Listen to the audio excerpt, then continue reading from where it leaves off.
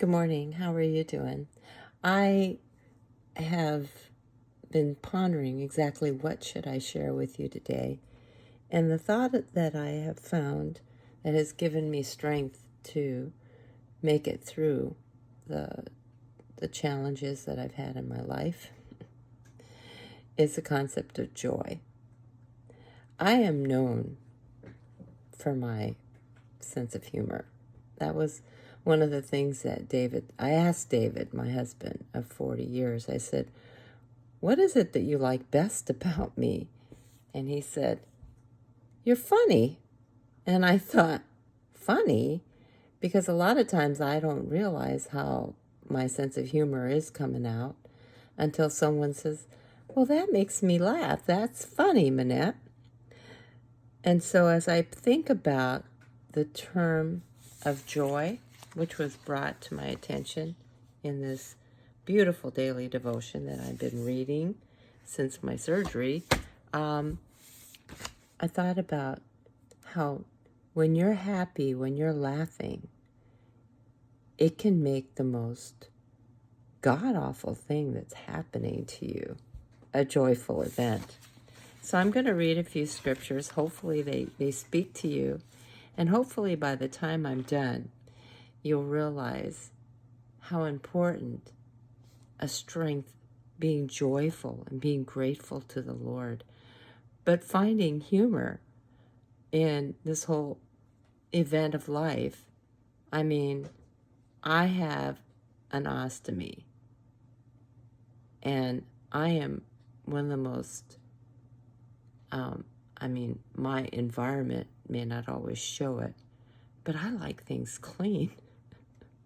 So here I am, I'm messing with this bag, right?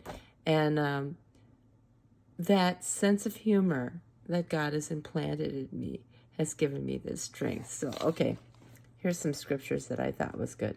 You have made known to me the path of life. You will find with me joy in your presence, with eternal pleasures in your right hand. Psalms 16:11. I guess God's with me. Though the fig tree does not bud, and there are no grapes on the vines, and though the olive crops fails and the fields produce no food, there are no sheep in the pen and no cattle in the stalls. Yet I rejoice in the Lord, and I will be joyful in my Savior.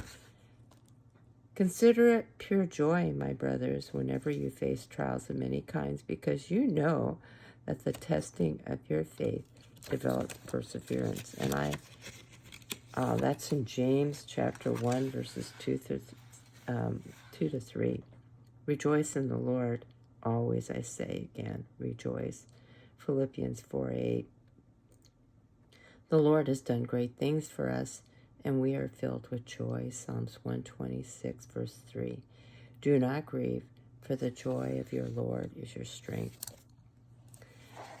That's in Nehemiah verses 8, I believe 10, yes. And the writer, Claire Collinger, says that she was a bit baffled about joy being a strength. And I'm a bit baffled too, but for a different reason. But she talks about how children are really good at being open-hearted and spontaneous in their joy. They know it intuitively. They use it lavishly in the present moment, and they don't put it in a savings account for a rainy day. They don't put a hold or a lid on it. They spend it with abandon. They practice it at every small occasion. You ever seen how kids act when another kid falls down? Or I remember my kids were playing racquetball with me, and I got whacked with the racquetball, and they were like, I heard a he. And even though that racquetball moment maybe not was such a funny, joyful thing for me, it was funny years later when you think about it. When you're joyful, your attitude changes. This ostomy bag suddenly becomes a source of humor for me. I call him Wilbur. So look for that joy. Allow God's presence to be in your life. God bless you.